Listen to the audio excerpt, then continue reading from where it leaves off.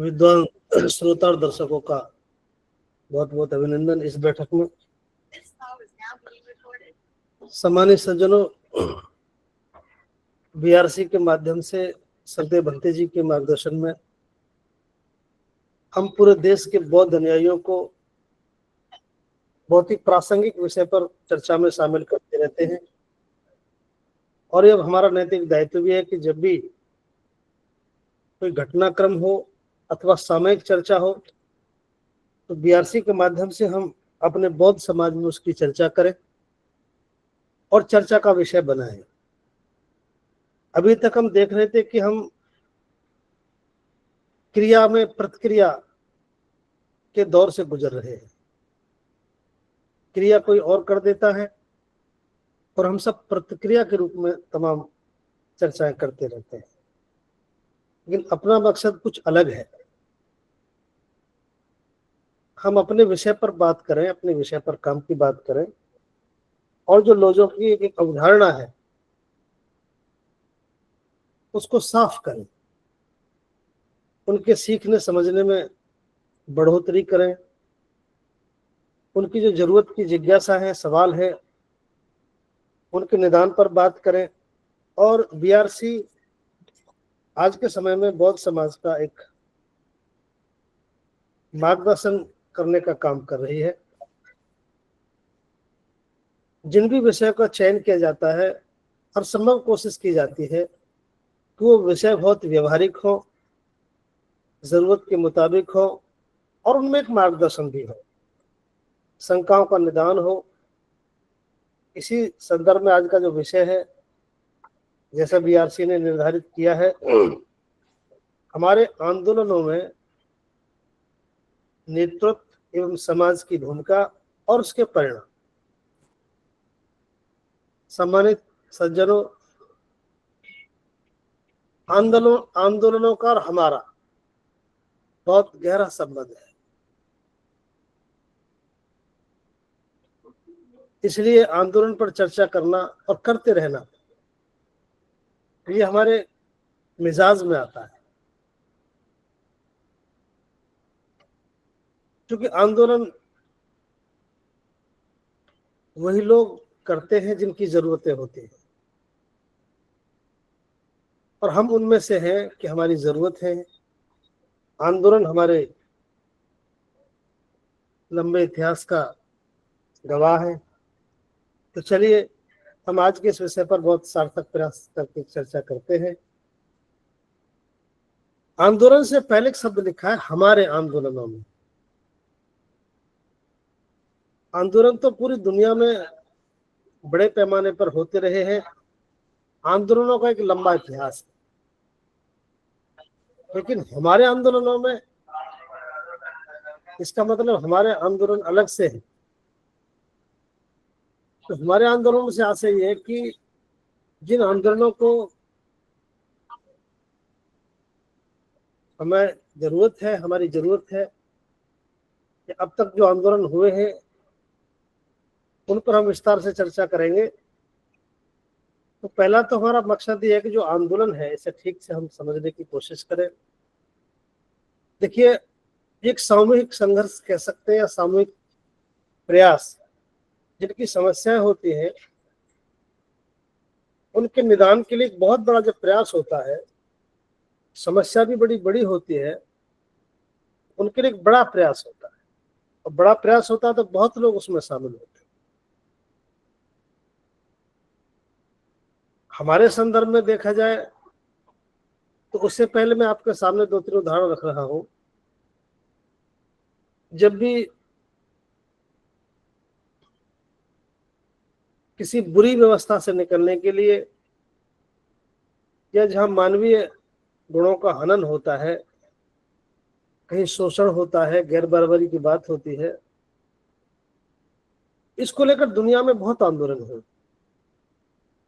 न केवल भारत में बल्कि चूंकि सभ्यताओं का जब संघर्ष होता है, जब सभ्यताएं अपने अस्तित्व के लिए टकराती हैं, तो उनका पहला काम यही है कि प्रत्येक व्यवस्था अपना साम्राज्य स्थापित करने के लिए विस्तार करती है और एक बड़ा विस्तार करती है।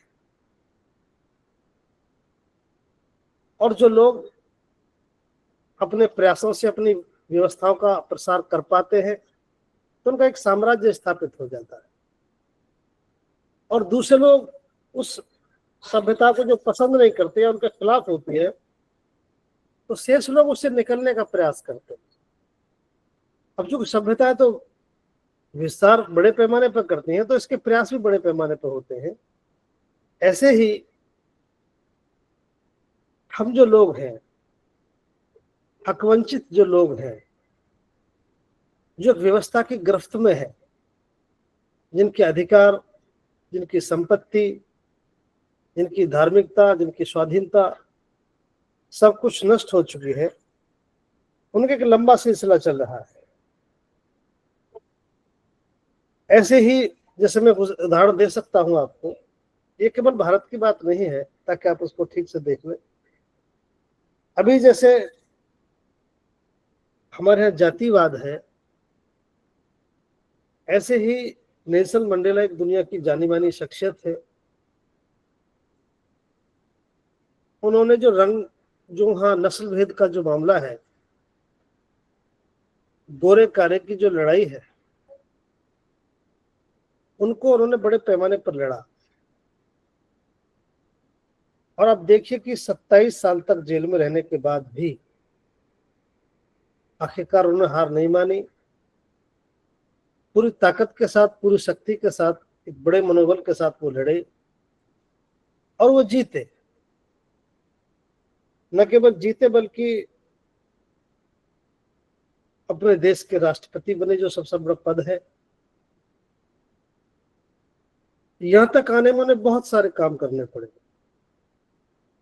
देशद्रोह के मुकदमे झेलने पड़े, बहुत सारी तकलीफ उनके साथ रही। मार्टिन लूथर भी इसी श्रृंखला में है, अमेरिकन पादरी थे। उनका जीवन एक चर्च से शुरू हुआ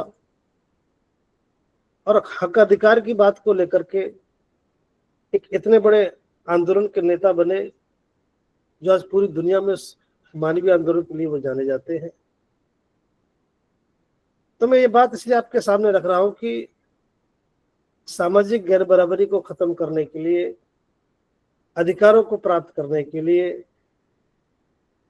ये लड़ाई एक लंबे अरसे से चल रही है और उसमें लोग अगुवाई कर रहे हैं। जहां भी लोग इसके साथ लड़े हैं, इस काम के लिए काम किया उन्होंने, तो एक बात जो महत्वपूर्ण है वो ये है, पूरी दुनिया में जहां भी आंदोलन हुए हैं उनके विषय बहुत अच्छे हैं, उनके मकसद बहुत अच्छे हैं। जैसे कहीं जाति भेद के लिए है, कहीं रंग भेद के लिए है, कहीं अधिकारों के लिए है, कहीं मताधिकार के लिए है, कहीं जल जंगल जमीन के लिए है। इतने पवित्र उद्देश्य के लिए इस सबके मकसद बहुत पवित्र है। भारत के संदर्भ में आए तो आजादी से पूर्व तमाम ब्रिटिश गवर्नमेंट से देश आजादी करने के लिए तमाम बड़े पैमाने पर आंदोलन हुए। इस सब के मकसद बहुत पवित्र रहे। इसके बावजूद भी कि जब आंदोलन खड़ा होता है तो एक बहुत पावन मकसद को लेकर खड़ा होता है और उसके समर्थक भी बड़े पैमाने पर होते हैं। लेकिन इसके बावजूद भी पूरी दुनिया के आंदोलनों का इतिहास आपके सामने है। आप नेट पर पढ़ सकते हैं, पुस्तकों में पढ़ सकते हैं, ये जान करके कि हर एक आंदोलन का मकसद बड़ा पावन रहा है और बहुत अच्छा रहा है, बहुत सारे लोगों के कल्याण के लिए रहा है। इसके बावजूद भी इन तमाम आंदोलनों को दबाने वालों ने, नष्ट करने वालों ने, शासन ने, सत्ताओं ने, धार्मिक साम्राज्यों ने पूरी ताकत के साथ कुचलने का काम किया है। आप किसी भी आंदोलन का इतिहास देख लीजिए, क्या मार्टिन लूथर साहब ने कोई गलत मकसद तय किया? क्या नेल्सन मंडेला साहब ने कोई गलत मकसद तय किया? भारत में आ जाए तो बरतानिया सरकार को देश से निकालने का क्या कोई गलत मकसद था? ये जितने भी आंदोलन हुए हैं वो सब बहुत मानवीय है। बावजूद इसके उनका विरोध भी, उनको दबाने का काम भी उतनी ताकत से होता रहा है। यहां तक उनमें जानें गंवानी पड़ी हैं, बहुत हत्याएं हुई हैं, लोग मरे हैं, तब जाकर बहुत सारे आंदोलन सफल हुए हैं और निष्फल भी हुए। ऐसा एक तमाम आंदोलनों का एक बहुत बड़ा इतिहास है। इसके बाद ये आंदोलनों की छोटी भूमिका मैंने आपके सामने रखी। अब मैं नेतृत्व के बारे में बता रहा हूं, तो नेतृत्व का और आंदोलन का बड़ा गहरा संबंध है। नेतृत्व में और आंदोलन में जो बहुत गहरा संबंध वो ये है कि जिस विषय को लेकर आंदोलन खड़ा होता है, तो नेतृत्वकर्ता की जो बहुत बड़ी आवश्यकता है, जो समझ है इसके बीच में, वो ये है कि उस समस्या को समझने की जो क्षमता है वो नेतृत्व की सबसे डिफरेंट है, सबसे अलग है। जिस समस्या को लेकर के आंदोलन खड़ा होना होता है, उसकी जो समझ है वो आम लोगों से अलग है, और वो समझ ही है जो आंदोलन में और नेतृत्वकर्ता में संबंध स्थापित करती है। दूसरा, एक तो उनकी समझ बहुत उच्च स्तर की होती है, वो बहुत पहले समझ लेते हैं। दूसरा, उनमें समझाने की ताकत भी बहुत जबरदस्त होती है। एक तो जो विषय था आंदोलन करने का, उसको समझने की सामर्थ्य और फिर उसको समझाने की सामर्थ्य, एक यही बहुत गहरा संबंध है जो और लोगों से नेतृत्व को अलग करता है। जबकि आंदोलन करने का विषय भी यही होता है, लोग भी हमारे बीच में होते हैं, बस उस आंदोलन के विषय को समझना और लोगों को समझा देना, ये नेतृत्वकर्ता के बीच में संबंध स्थापित करता है। इतना सा कारण। मैं एक उदाहरण आपके सामने दे रहा हूं। बाबा साहब डॉक्टर अम्बेडकर का जब भारत में बाबा साहब ग्रुप में उदय होता है, तो एक ऐसे वक्त पर उनका उदय होना होता है जब इस समाज की बड़ी दुर्दशा थी।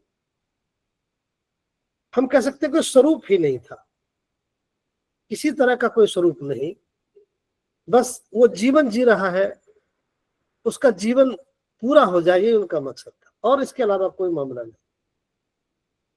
ऐसे दौर में आकर बाबा साहब अम्बेडकर के द्वारा मान सम्मान स्वाभिमान का एक विचार पैदा कर देना और ये बता देना उन्हें, जो भूखे थे, जिनके शरीर पर वस्त्र भी ठीक से नहीं थे, जिनके रहने के लिए ठीक से मकान भी नहीं थे, उन्हें अपनी समस्याओं के प्रति भी कोई बहुत ज्यादा समझ नहीं थी। ऐसे वक्त में आकर के उनके मूल कारण को समझना और उनके मूल कारण को समझकर उन्हें समझा देना कि तुम्हारी इस दुर्दशा का कारण है, उसका निदान है कि हमें मान सम्मान स्वाभिमान के लिए काम करना चाहिए। अब आप देखिए, ऐसे समाज को जो मान सम्मान स्वाभिमान के बारे में जानता ही नहीं है, केवल पेट भर जाए, शाम को सो जाए, सुबह जग जाए और फिर दिनचर्या पूरी हो जाए, फिर सो जाए, पशुवत जिंदगी जीने वाले समाज में उनकी समस्या के मूल कारण को, मान सम्मान स्वाभिमान को जागृत कर देना, और केवल जागृत ही नहीं कर देना, उनकी आवाज में इतना दम था, उनकी समझ और समझाने की सामर्थ्य इतनी गजब की थी कि बिल्कुल गूंगे बहरे समाज को झकझोर कर रख दिया। जिसका पेट भरने मात्र मकसद था, पेट की आग इतनी जबरदस्त थी कि उसे उसके अलावा कुछ समझ ही नहीं थी। लेकिन इन सब के बाद भी मैं एग्जाम्पल आपको बता रहा हूं, नेतृत्व में और आंदोलनकर्ता में एक संबंध जो है, इसे जब तक हम ठीक से समझेंगे नहीं तो बात बनेगी। जैसे बाबा साहब अम्बेडकर ने उस वक्त लोगों से कहा मुर्दा मवेशी का काम बंद कर दो। मुर्दा पशु उठाना, मुर्दा मवेशी का मांस खाना, चमड़ा उधेड़ना, ये सब बंद करो। यकीन मानिए, जिनका पेशा ही मवेशी मुर्दा का काम था, जिससे जीवन यापन करते थे, और मान सम्मान स्वाभिमान को इस कदर झकझोरा, उनकी जो ललकार थी, उनके जमीर को इतना बुरी तरह ललकारा कि अपने जो जीवन यापन का जो पेशा था उसको छोड़ दिया। जब बात समझ में आई कि मान सम्मान स्वाभिमान बड़ी चीज है, पेट की भूख से बड़ा साबित कर दिया, तो नेतृत्व की समझ इस बात को तय करती है। उन्होंने ठीक से समस्या को समझना, और न केवल समझना बल्कि समझा देना। और हम देखते हैं कि जैसे फिर कहा, एक सभा में बाबा साहब अम्बेडकर बैठ को जाना हुआ, और वहां जब बाबा साहब अम्बेडकर पहुंचे तो पहले दिन जब वो बच्चे महिलाएं आगे आकर बैठे, बुजुर्ग, तो उनका जो शरीर की वेशभूषा थी बहुत गंदे थे, शरीर में दुर्गंध थी। महिलाओं के एक ही वस्त्र था, धोती, जिसमें पूरा शरीर लपेटना होता था, उनके अंग भी ठीक से नहीं ढक रहे थे। तो बाबा साहब इतने द्रवित हुए और इतने आक्रोश में भी आए और कहा कि जाओ, कल स्वच्छ शरीर और स्वच्छ वस्त्रों के साथ आना। तुम अपनी माँ के कोख में क्यों नहीं मर गई पैदा होने से पहले? धरती पर बोझ बने हो। अब बाबा साहब जैसे महापुरुष ने पहली बार उनसे कहा कि जाओ और स्वच्छ होकर आओ, तुम्हारे शरीर से दुर्गंध आती है, तुम पैदा होने से पहले अपनी माँ की कोख में क्यों नहीं खत्म हो, धरती पर बोझ बने हो। उनके शब्दों में कितना संयम था, कितना धैर्य था, कितना अपनत्व का अधिकार था, उनके साथ कितना अटैचमेंट था। उसका परिणाम ये हुआ कि अगले दिन जब वही महिला, वही पुरुष, वही बच्चे आए, तो उनके कपड़े साफ थे, नहाए हुए थे, चेहरे साफ थे। किसी ने पहली बार ऐसा कहा तो उनके जीवन में एक बड़ा रूपांतरण हुआ। बच्चों को पढ़ाओ, शिक्षा से दूर दूर तक साब का न रखने वाले समाज को जब कहा, तो शिक्षा का सिलसिला चल पड़ा। पेट की भूख, रोटी की भूख से ज्यादा शिक्षा और सम्मान की जब भूख जगा दी, तो रोटी बाद में, कहा कि एक बार रोटी कम मिले तो खा लो,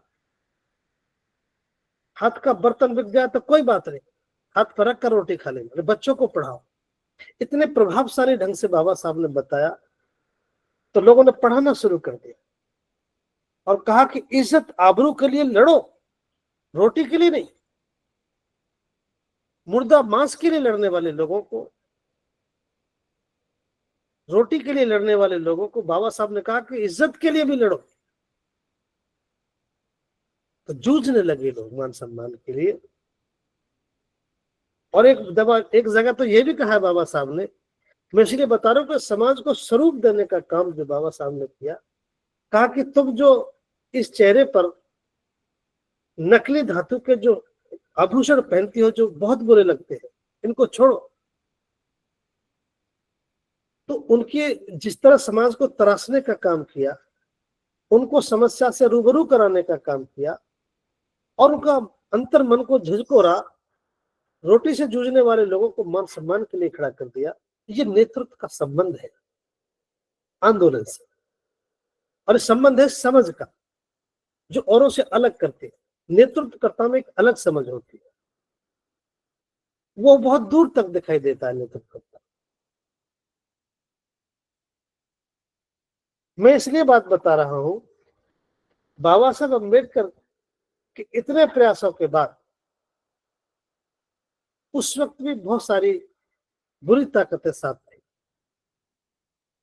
बाबा साहब के मन में इतनी करुणा, कल्याण की भावना, और एक महापुरुष वहां से चलते हुए इन लोगों को, गूंगे बहरे समाज को धर्मांतरण तक ले आए,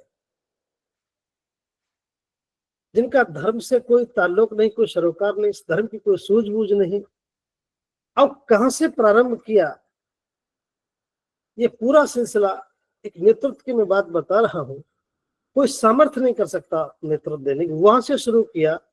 और बाबा साहब अम्बेडकर इस बात को समझाते हुए उस समाज को धर्मांतरण तक ले आए, उसका स्वाभिमान इस तरह झकझोरा, उसकी मुख्य समस्या को इस तरह समझाया कि तुम्हारी इस दीनहीन हालत का, तुम्हारे शोषण का, तुम्हारे अन्याय का, तुम्हारे अत्याचार का अगर कोई कारण है तो ये धार्मिकता है।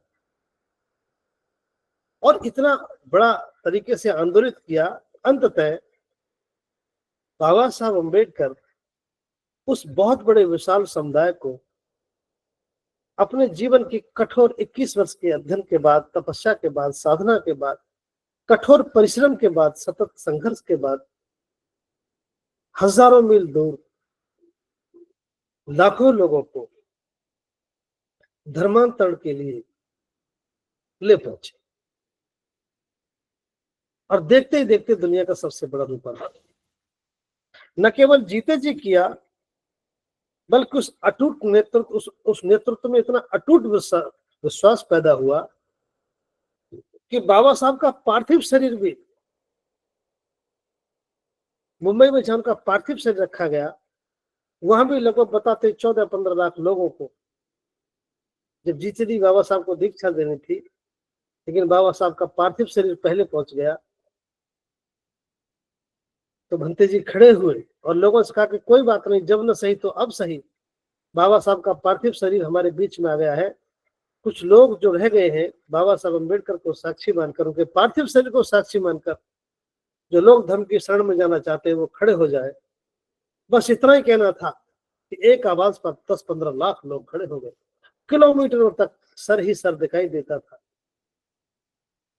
भक्ति जी खड़े हुए, त्रिशंकल ग्रहण कराया और लोगों ने बाबा साहब डॉक्टर अम्बेडकर के पार्थिव शरीर को साक्षी मानकर दीक्षा ली। धन्य है ऐसा महापुरुष और ऐसा उदाहरण कि जिसके पार्थिव शरीर में भी देश के 15 लाख लोग को दीक्षा दी। ये है आंदोलन में और नेतृत्वकर्ता में संबंध। मैं इसलिए बात बता रहा हूं कि जब समझ ठीक विकसित होती है तो यही तय करती है नेतृत्व, उनके निर्णय को, उनकी दूरदृष्टि को, उनके समर्पण को, उनके संघर्ष और त्याग को स्वीकार करते हुए एक नेतृत्व रूप में स्वीकार करते हैं।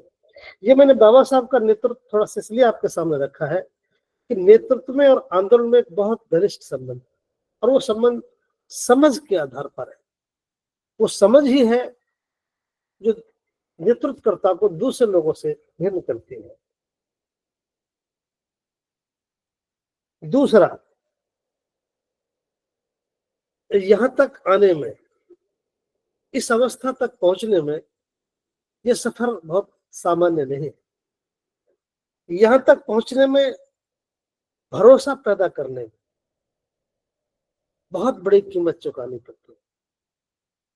चाहे वो मार्टिन लूथर साहब हो, चाहे जेल में रहकर 27 साल के बाद जो राष्ट्रपति बने नेल्सन मंडेला हो, हमारे भारतवर्ष में चाहे ज्योतिबा फुले साहब हो, या आधुनिक भारत में बाबा साहब अम्बेडकर हो,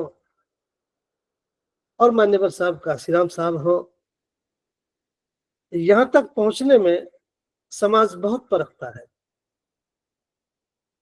और यहां तक पहुंचने में एक बहुत बड़ी कीमत भी चुकानी पड़ती है, तब जाकर एक भरोसा बनता है, एक अटूट भरोसा। ये अटूट भरोसा ही है जो आम जन में और नेतृत्वकर्ता में संबंध स्थापित करता है। एग्जाम्पल के लिए मैं आपको बता रहा हूं, जैसे लोगों ने कहा कि भाई अमुक समाज का तो रक्त नीला हो गया है, इनका तो खून नीला हो गया है। अब खून नीला कहने का तात्पर्य कोई असाधारण बात नहीं है, इसका मतलब है उस समाज को तराशने में इतनी बड़ी मेहनत की गई है कि उसकी छवि, तराशने वाले की छवि साफ नजर आती है। आज भले ही वो हमारे बीच में जिंदा नहीं है, लेकिन आज भी उनका हमारा बहुत बड़ा रिलेशन है। कहते कि अमुक का तो खून मिला, एक करेक्टर पैदा कर दे। तो ये नेतृत्व का और उस समाज का जो भरोसा बना है, एक अटूट भरोसा, उसके बीच में एक बहुत बड़ी परीक्षा है, बहुत बड़ी कीमत है, तब जाके एक भरोसा बना है। तो ये बहुत बड़ी एक सिद्धांत है, एक बहुत बड़ी परीक्षा की घड़ी है, एक सफर जो यहाँ तक आता है नेतृत्व करता में। एक छोटा सा उदाहरण और जो मैं लास्ट में दे रहा हूं नेतृत्व लेकर के, जैसे इस सब को यहाँ तक तकलीफें जो झेलनी पड़ती है, नेतृत्वकर्ता को इस भूमिका में जो आना पड़ता है, इसमें बहुत सारी तकलीफ है। तब जाकर एक अटूट संबंध, मतलब कुछ एग्जाम्पल आपके सामने रख रहा हूं। धन का अभाव, भोजन का अभाव, साधनों का अभाव, इन सब अभावों से गुजर कर धन का अभाव, संसाधनों का अभाव, भोजन का भी अभाव, ये मैं अपनी तरफ से नहीं कह रहा हूं। जो नेतृत्व यहां तक पहुंचा है,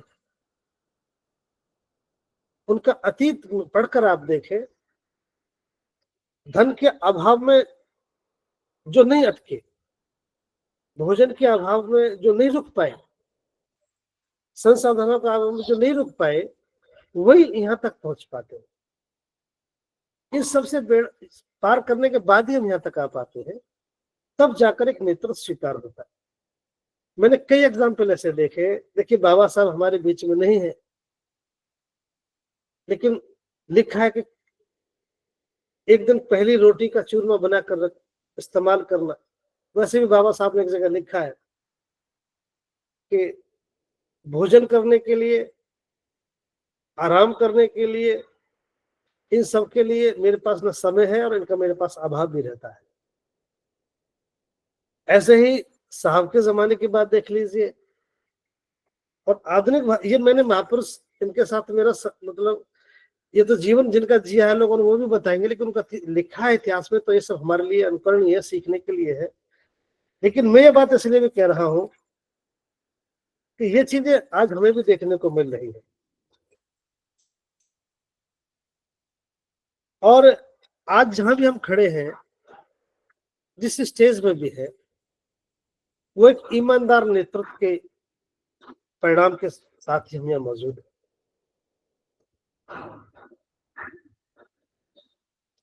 और अगर आधुनिक भारत में देखें, तो ये अवसर मान्यवर साहब काशीराम साहब को भी मिला। आंदोलन के संदर्भ में मैं आपको बता रहा हूं। साहब को अगर अवसर मिला, तो साहब ने भी राष्ट्रसत्ता के अर्थ और उपयोगिता को समझा सके। साहब को इस बात का अवसर मिला, तो व्यवस्था परिवर्तन और व्यवस्था निर्माण के कार्य को साहब अच्छे से समझा सके, बता सके।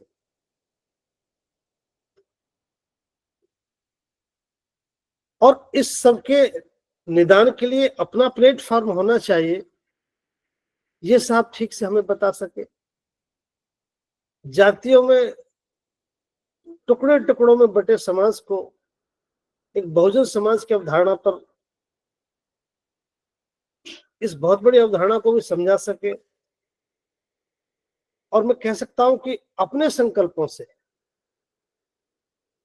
जो उन्होंने संकल्प लिए, मैं जीवन भर अविवाहित रहूंगा, मैं कोई धन संपत्ति नहीं जोड़ूंगा, मेरी कोई नाती रिश्तेदारी नहीं होगी, मैं कोई सामाजिक दायित्व नहीं निभाऊंगा, ये सारे के सारे संकल्प वो संकल्प थे जिन संकल्पों से मान्यवर साहब समाज में भरोसा बना सके, उनके नेतृत्व को लोग स्वीकार कर सके, त्याग और संघर्ष से धनवान और बेईमानों से जूझ सके और उनको परास्त किया। सत्ता का निर्माण करके अंततः हम कह सकते हैं कि मान्यवर साहब का श्रम एक विजेता रहे। आप देखिए, एक अच्छे और सच्चे नेतृत्व की आवाज। मैंने तो बाबा साहब के जमाने में पैदा नहीं हुआ, उनको पढ़ा है, लेकिन साहब के वजह में बता रहा हूं, एक नेतृत्व के रूप में उन्होंने अगर आवाज दी तो आवाज दी कि नौकरी छोड़ो, तो अनगिनत लोगों ने नौकरियां छोड़ दी उस वक्त जब नौकरी की बेहद जरूरतें थी। आवाज दी कि भरी जवानी में घर से निकल आए लोग, जवानी भरी जवानी, शादी नहीं करनी तो नहीं करनी, संकल्पित हो गए लोग।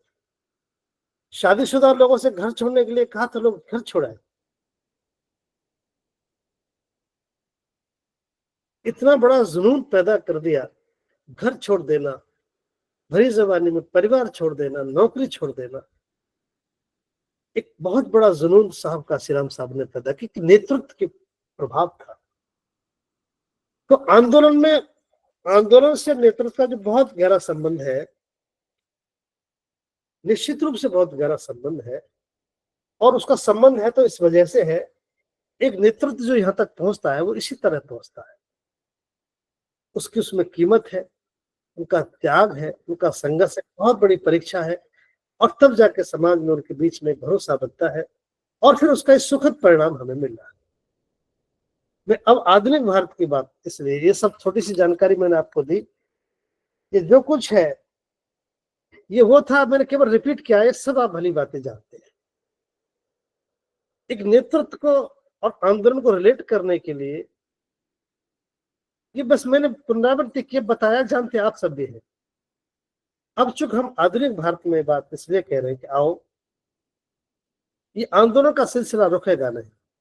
हमारी जरूरत है, हमारे चरित्र में है, हमें विरासत में मिला है, अभी हमारा काम पूरा हुआ नहीं है, इसलिए इसका चलना जरूरी है।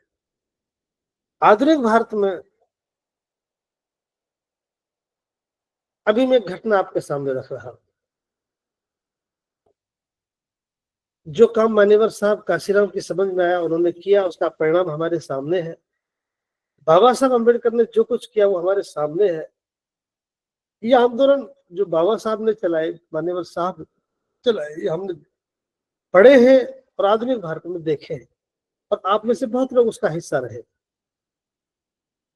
आधुनिक भारत में धम्म के काम को लेकर के मैं पूरे होशो हवास में बात कह रहा हूं। काम तो पूरे देश में बहुत सारे संगठन कर रहे हैं, वो काम है, क्षेत्रीय स्तर पर काम है, लेकिन धम्म के काम को एक आंदोलन बनाना, उन सब के कार्य को समाहित करते हुए उसे एक समरूपता की तरफ ले जाना, एक परिणाम लाने की स्थिति में ले जाना, एक स्वीकार्यता के बिंदु तक ले जाना, ये काम आधुनिक भारत में एक कायदे के साथ अगर शुरू किया है तो भंते करुणासिंह राउत जी ने शुरू किया है। वो इसी काम में लगे हुए, प्रशिक्षणों के माध्यम से,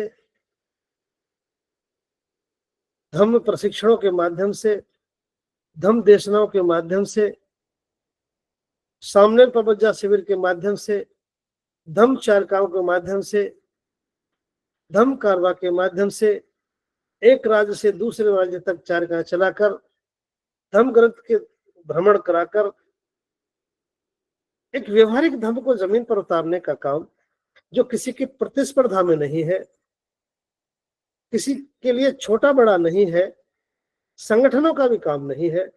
जैसे बौद्ध समाज का निर्माण, तो बौद्ध समाज का निर्माण किसी संगठन के लिए नहीं है और किसी के संगठन के द्वारा भी नहीं है। जाति से मुक्ति का कार्य ये किसी संगठन का काम नहीं है और किसी संगठन के लिए भी नहीं है। ये तो वो काम है जिनके लिए बाबा साहब डॉक्टर अम्बेडकर ने कहा है। इसी काम में बाबा साहब अम्बेडकर की इच्छा के अनुरूप श्रद्धेय भंते करुणा सिंह राव जी धम्म के माध्यम से लगे हुए। इसी काम में चूंकि एक लंबे समय से काम कर रहे हैं, तो एक नए प्रयोजन के साथ बुद्ध शासन की अवधारणा को जमीन पर उतारने के लिए धम्म के प्रचार का सबसे सशक्त माध्यम धम्मचारिका। श्रद्धेय भंते करुणा सिंह जी ने कहा कि हम संपूर्ण भारत में धम्म के साम्राज्य के लिए धम्मचारिका निकालते हैं। चलता हुआ आंदोलन हमारी सभ्यता के लिए बहुत मुफीद है, क्योंकि जो हमारा जनमानस है वो प्रदर्शन को बहुत स्वीकार करता है, प्रदर्शन की भाषा को जल्दी समझ लेता है। तो क्यों ना हम एक इस अच्छे माध्यम को धम्मचारिका को संपूर्ण भारत में लागू करें।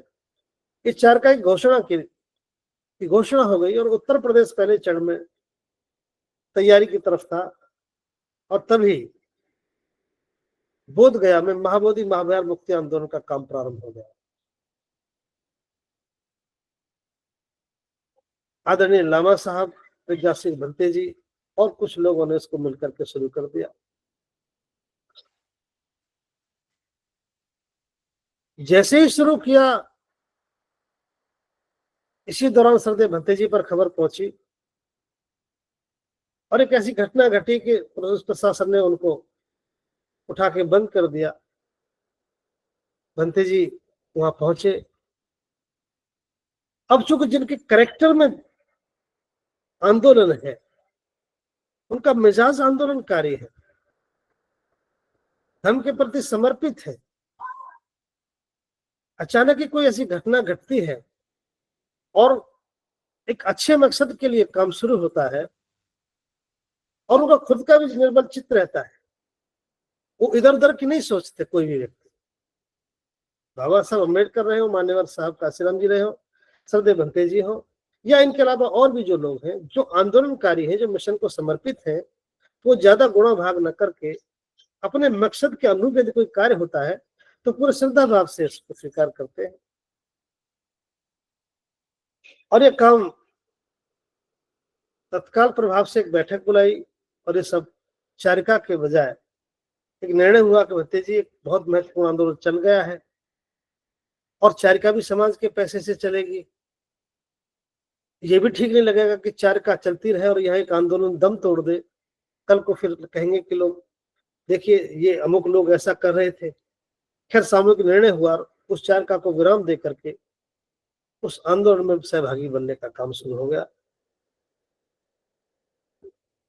पूरी शक्ति के साथ श्रद्धेय भंते करुणा सिंह राव जी ने महाबोधि महाविहार मुक्ति के आंदोलन को प्राथमिकता देते हुए बीटेक खत्म करने की मंशा से, जो उसमें सहयोग हो जाए उस भावना से लगे और काम बढ़ गया, बहुत सुंदर हो गया। टूटा हुआ मूवमेंट फिर से दिखने लगा, एक उम्मीद बन गई। मैं भी उस वक्त मौजूद था जब भंते जी ने काम वहां प्रारंभ कराया। एक छोटे से पेड़ के नीचे बैठे वहीं सब काम शुरू हुआ। भंते जी ने कुर्सियां मंगाई, कुछ गद्दे मंगाए और काम प्रारंभ करा दिया। लेकिन जैसे काम शुरू हुआ, काम बढ़ने लगा तो काफी लोगों ने प्रतिक्रिया देनी शुरू कर दी। मैं इसलिए बात आपके बीच में ला रहा हूं ताकि आपको इसको देश में समझना जरूरी है। बहुत लोगों ने दूर बैठकर सलाह दी, भंते जी अमुक गलत है, अमुक ठीक है, वो गलत है, ये सही है, ऐसा मत करना, ऐसा होने देना। बहुत लोगों ने आलोचना शुरू की, बहुत लोगों ने प्रशस्ति की, बहुत लोगों ने प्रशंसा की, बहुत लोगों ने उम्मीद जागी। जिस जो जो कर सकता था वो दूर बैठकर सारा काम होता। प्रशंसा भी दूर बैठकर होती रही, राय भी दूर बैठकर के दी जाती रही, सावधानियां भी दूर बैठकर बताई जाती रही। सब कुछ काम तो सब हुआ लेकिन दूर बैठ करके हुआ। जिन्हें आलोचना करनी थी वो सावधानी आलोचना कर रहे थे, जो सावधानी के लिए चेतावनी दे रहे थे वो सावधानी के लिए कह रहे थे, लेकिन पहुंचा कोई नहीं। लेकिन बात और आगे बढ़ती है। फिर भंते जी को भी लगा कि यह कुछ ठीक नहीं है। अगर कुछ ठीक नहीं था तो जो ठीक करने का प्रयास पूरा किया गया, फिर पता लगा कि मकसद ठीक नहीं है। बीच बीच में श्रद्धेय भंते जी ने बात गूगल मीट के माध्यम से देश भर के लोगों में बताई, सब कुछ ठीक नहीं चल रहा है, लगता है कहीं आंदोलन बीच में ही न रुक जाए। ऐसा सब कुछ व्यक्त भी अवगत भी कराया जाता रहा। इसके बाद भी लोग दूर बैठकर ही सहानुभूति के साथ ये बातें बताते रहे। भंते जी इसको काम को सहयोग में की बात बन जाए, और मैं आपको पूरी ईमानदारी के साथ बता रहा हूं सामान्य सज्जनों,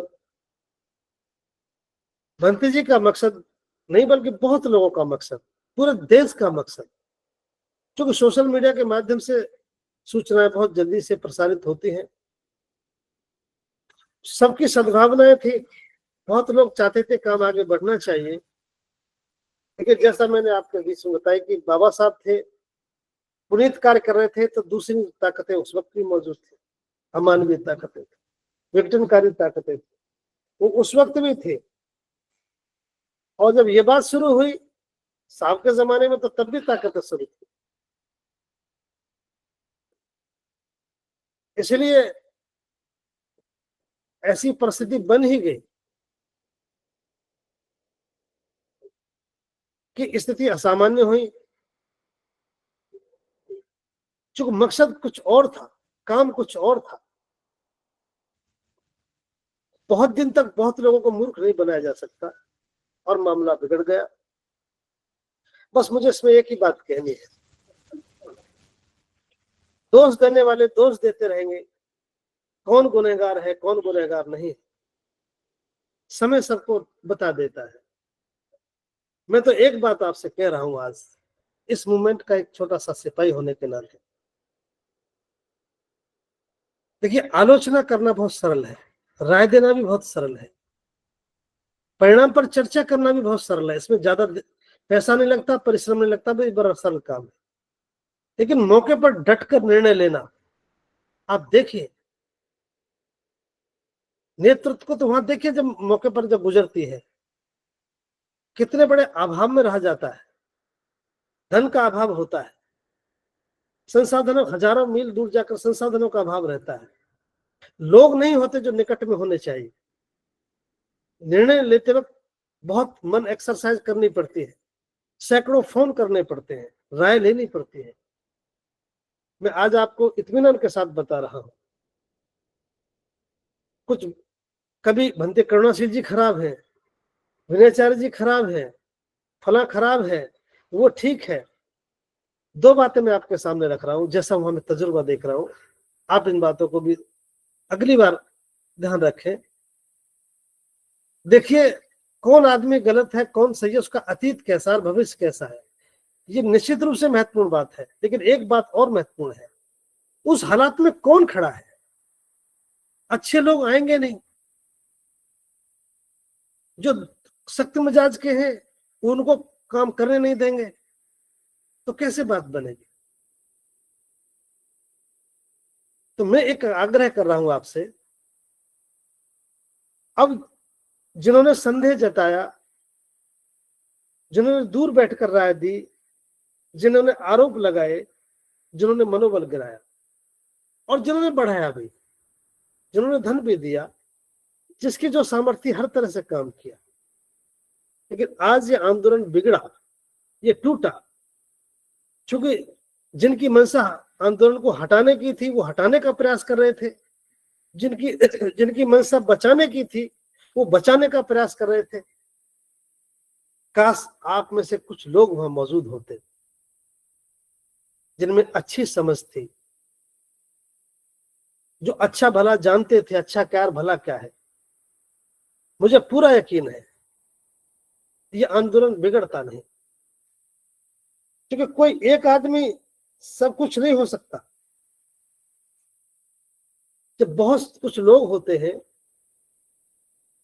तो मामला बच जाता है। मैंने भंते जी को काम करते हुए देखा है, क्योंकि जिनकी मंशा खराब है उनकी नजदीकियां शासन प्रशासन से जल्दी हो जाती है। उनका मकसद बहुत छोटा होता है, समझौते में उन्हें देर नहीं लगती। लेकिन जो लोग व्यवस्था के खिलाफ काम करते हैं उन्हें बहुत जूझना पड़ता है। उन्हें पता है कि वो कल जेल भी चले जाएंगे, उन्हें पता है कि उनके पास कल अभाव भी हो किसी तरह का, उनका जीवन भी जोखिम में होता है। मैंने देखा इस बार बिहार में, हम सहानुभूति पूर्वक जिस दिन आदरणीय बनते विनयाचार्य जी के साथ एक घटना घटी, हम पूरी मुस्तैदी के साथ एक बहुत बड़े हॉल में बैठक कर रहे थे सभी लोग। आदरणीय राजेंद्र पाल गौतम साहब, आदरणीय भानु प्रताप एडवोकेट साहब, आदरणीय विनयाचार्य भंते जी, लामा साहब, प्रज्ञाशील जी और सभी लोग, बड़े पैमाने पर लोग थे। बिहार के, महाराष्ट्र के भी सारे डेलीगेशन में मौजूद था। सुखद वातावरण में वार्ता के साथ पूरी बैठक संपन्न हुई। हम सब लोग इधर उधर अपना चले जाते हैं अपने स्थान पर, और एक षड्यंत्र के तहत रात को ही हृदय बनते विनयाचार्य जी को गिरफ्तार कर लिया। बनते करुणाशील जी के साथ भी जघन्य आरोप लगाकर उनको जारी कर दिया। मैं इसलिए कह रहा हूं कि देखिए, ये कोई बड़ी बात नहीं। विनयाचार्य जी भी आज नहीं कल बाहर आएंगे। एक नीति बनाकर हम उनकी रिहाई के लिए भी पूरा एक योजना बन रही है। बनते जी भी हमारे बीच में है, लेकिन इस बात का जरूर अफसोस रहेगा, आंदोलन में आंदोलन की परिभाषा, आंदोलन की भाषा और आंदोलन का कार्य आंदोलन के लोग ही जानते हैं। आप दूर बैठकर आपकी राय, दूर बैठकर आपका पैसा, दूर बैठकर आपके सुझाव हो सकता है आंशिक रूप से मददगार हो, लेकिन आंदोलन को बचाने की स्थिति में बहुत ज्यादा नहीं रह सकते। हमें जमीन पर उतरना ही चाहिए। मैं तो पूरे भरोसे के साथ कह रहा हूं, अगर कुछ सामर्थ्यवान लोग आज भी एक अच्छी विचारधारा के साथ खड़े हो जाए तो इसमें कोई दो राय नहीं, हम अपने आंदोलन को बहुत ईमानदारी के साथ बचा सकते हैं, बढ़ा सकते हैं। दूसरा जो बहुत महत्वपूर्ण बात ये कहते हुए,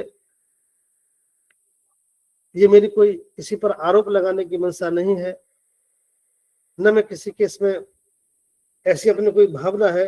मैं तो सिर्फ इतनी सी बात आपके सामने रख रहा हूं कि आंदोलन में जो चीजें घट जाती है हमें उनसे सबक लेना है, और हम कोशिश करें कि आने वाले समय में इनकी पुनरावृत्ति ना हो।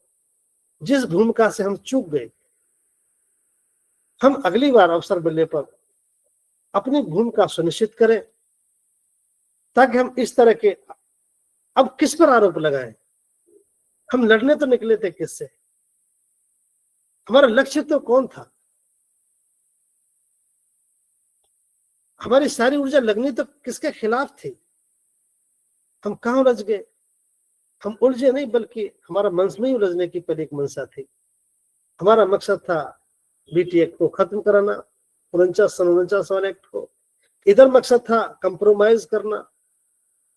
यह मकसद था जो लोग उसमें 9 लोग हैं, 4 हिंदू हैं, पुरोहित हैं, 4 बौद्ध हैं और 1 डीएम है। हालात यहां तक पहुंच गई कि 6 लोग वो और 2 लोग हम, और मामला खत्म। जिसकी जैसा, चूंकि कहीं ना कहीं कोई दिक्कत होती है, इसलिए सामान्य सज्जनों, मैं आपसे निवेदन कर रहा हूं, कोई बात नहीं, लड़ाई बहुत लंबी है, ये हारने जीतने का कोई मामला नहीं। सुरई ससाई लड़े, वहां भी कोई समझौता हुआ, जो भी हुआ, ये लड़ाई जैसे तैसे चल के यहां तक आ रही है, और हमें पूरी उम्मीद है कि सम्राट अशोक की विरासत, हमारे पुरखों की विरासत, ये बहुत नैतिक ईमानदारी के साथ किया हुआ महान कार्य है। भले ही देर लग सकती है, क्योंकि हम भी पहले मूवमेंट को बाबा साहब अम्बेडकर द्वारा, सम्राट अशोक द्वारा, ज्योतिबा फुले साहब द्वारा 5000 साल की समस्या से जब उन्होंने हमें निजात दिलाई है, हम उनके प्रताप से, उनके त्याग संघर्ष से आज इस स्थिति में है, तो मैं एक बौद्ध उपासक होने के नाते मुझे पूरा भरोसा है ये कुछ भी नहीं बिगड़ा। अभी आंदोलन में बुरे लोग आते हैं, और बुरे लोग भी तब आते हैं जब अच्छे आगे आने का प्रयास नहीं करते। कोई बात नहीं, ये भी हमारे सीखने का एक अध्याय था। हम सबने सीखा, आप सबने सीखा। उन कमियों को दूर करते हुए, उनसे सबक लेते हुए, हमसे जो चूक हुई है, हमसे भी जो भूलें हुई हैं, उनको स्वीकार करते हुए हम फिर से खड़े होंगे। समय फिर एक बार करवट बदलेगा, और हम चूंकि माँ काणिक बुद्ध के अनुयायी हैं, आज हम मुट्ठी भर लोग प्रयास कर रहे हैं, और इसको जब आगे और बढ़ेगी समस्या, एक बात तो मैं कह सकता हूं, पहले जिन लोगों ने लड़ी उस वक्त बौद्ध समाज इतनी संख्या में नहीं था। इस बार बौद्ध लोगों की संख्या बढ़ी है, लोगों ने इसको ठीक से समझा है। अगली बार जो मामला बनेगा वो निश्चित रूप से एक निर्णायक भूमिका में बनेगा, ऐसा हमारा पूर्ण विश्वास है। इन्हीं के साथ आज बीआरसी ने मुझे अपनी बात रखने का मौका दिया। आपने ध्यानपूर्वक सुना। आप सभी को नमो बुद्धाय। जय।